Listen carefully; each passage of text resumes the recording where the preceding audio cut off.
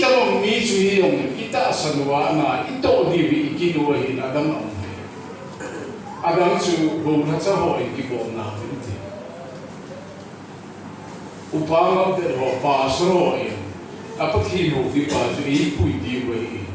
E ho di na mi pi di nga chu ta san di anato di. Ana ito sa thelo bahe alam kai ho thi mo ki ki nai. Tuni Ulanau te ho. Ho bung kiti pati insung pati ho bung ahin nanga jong hilo kaya jong hilo. Katha lo pha ka kadi ka bo ding katha sik ding kada ha loi tum kasi na ding ho bung yo mai bo. Pati insung alung le sana ha do sa ho bung ahin. Hesi ho bung ahin Kero pasro upang terhol ng ahasa may munti ito ya hasana kato bahin alin lo ampu mipi tehin hoy tapati nahi nahi ata sanwa na akito ba to ga akisudi to ga akisudi ko ju tilko hi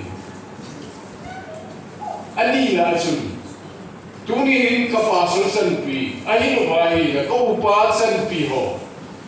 Simula nunte pate nungabulong ho si patini. Itzindi mo, ibe suini mo ba, ibe ubahin, pagkain ni kuditila. Ama ata, ahunglo din, azalo din ang makaaleho mo kung nahiya. Si kakizak pe niya ay. Hita mong sun, Minu mi pate indo, pakhin na piu na sateo ako na mubu,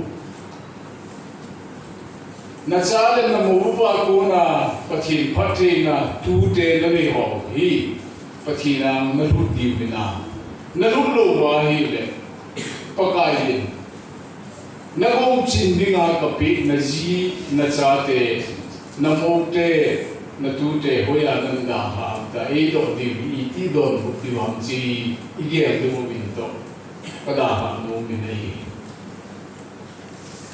mitam tahin alhua amua pathin ho dingati nai pui ulana te ho pathin ho kiti hita sanai ta sanjona to biya hom ke wahin Ana ito lo kaya kata sa niti iya siyang lewan pahom kaya kaya ta sanju ana to in azui tete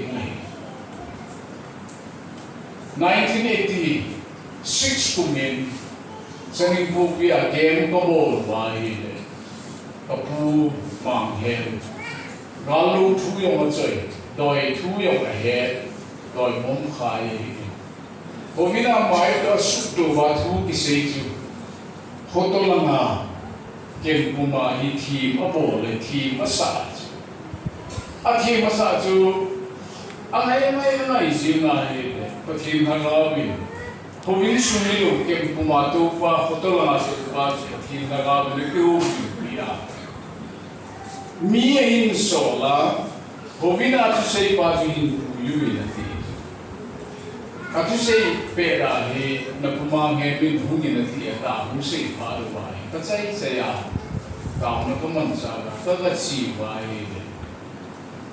Iglesia Christian hitang to te atitso. Ay he pu doyo mi pumya ha pupa te ho de hi ko bai. Nang anu kha na hita. Alha na in lakh nin bol tomu kati le hungru hangin ine kante kasil kaloy kabong kagan sayo siya ne to ay tibu kawa le anti jo kiwa na ini ya le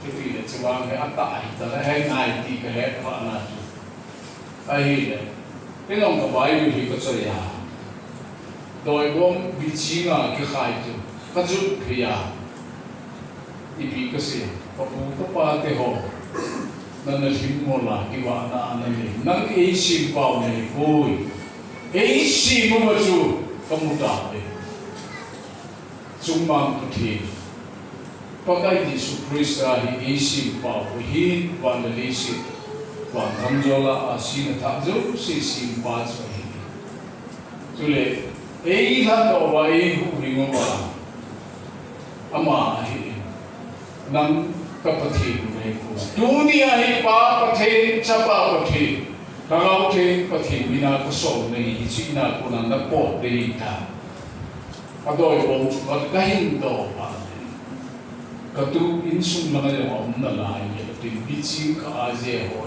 no tam ta je om na si kahin la do ai ako nga hi atum kha tu ju doi the ma hi ya ju ki na igang tila ai vom mai ai to chungin pitol alas a chai meke ya chu ai ha ti o apom kisa ai ha o ma de e pu chang su jing to ti ai ti na ki pe thenga na ki su theng lo le khalo de hi ka ti ai ka tu su tu ba ti atu pu la no ka su kain su da ju siêu ký khát là đó một con khát hay cái gì là hình bộ ati là cái số là đã ba ju là hình bộ ju cái bắt thong ngâm hình chân hậu sập cu ju kumian nó sang ngâm cái bùi agatima Christian tinga agatima la na bo Humo heu kachi ni nam tin pungko kitu na wang nomin nom sin tham chu ka zum dai ati le atua ka se do bom ka pai pa ni ka bum din le ati be no chu na bum ute pa te ho chu he min tin cha ko ho he lo mai ti wa do ya ka bo la ka kha ni ti ne chu ka bum din le Kumiyan som ka kum som yo kum si kum ye som ka ko adoi bom ka pai ni ba hi la hin mo iti ade amala chu ana wa ila ka ti na la chu a hin le chu ulana win e ko ku ge tao dom zen zen ka thi lo mi sang te bu ko kai ni su atia ala chu hin pa ka asil ki jo bo na kap da chapang ka kap tu je la yo sate ai la vela asate o si tu ala bo la se ha chu ai pa ba ka sa kai sa chai ju le ka sa chai ju wa hi be se yam ka tu ni lu so ti so ki so da mi lo be tu lu ni dam ki ti lo hesite se ju Tui nei lu sa ina ta. Ai te ai kakisim chu ka Bible chu kakiso ya kachi su kai ba photo na pukri ai. Dil khat pa lin ta khat mai chu cha chu tui ka hal sa. Aloi nu ka piwe za to. Ipiti nga chu ka se ha. Christian ho bungi imo po na pen ta chu non-Christian ho la luti. Hai lo sa te ina o te ho Christian ha ngau nei lo, buin na nei lo lai ho, buin na nei sa ding. Ta sana ho dai san sa ding i kim le pe ta ito ding kim ida pa. Ai. Hi chung dunia mission hapta imanule. Gospel Mission Society ti Gospel so la e sa wi ki pa tu pa hi a mission so le so la hi society so ki loi khom ni sana Gospel Mission Society a ito le pen ta chu bu hi na tu he tu sa di sei di hi ya a mission feel chu hui lai ham ki gom chu a mission kam chu hui lai ham ito le di mun e so na mun chu Krista hangau nei lo ho lung chang chu i mission feel wi ai Nepal se pui, Bhutan se pun, Tripura se mission field wa eko. Meite ho Nepali ho se mission field wa eko. Hitilai simbola yung mission field umay. Chate now te ho. Isi chate minum mipa. Crystal hagaw na ilobo lunsan chu. Mission field hi ho kumuha nila. Hizong tunihin. Ako sumpong piyahin doon bong kakay dahil yung le. Crystal hagaw na ilobo. Lunsan ila dong den mission field. Nagkakata ben ulan te ho.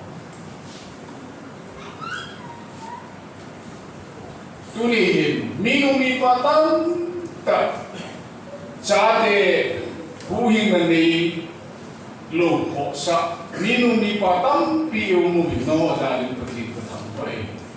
Sila yung hin hum krusela rin yung kapitong kaya hilsi yung ibida kasyang si ay kasi yung katsu nunte pate Kaya sa ate ho, Chris ang ang ni ho,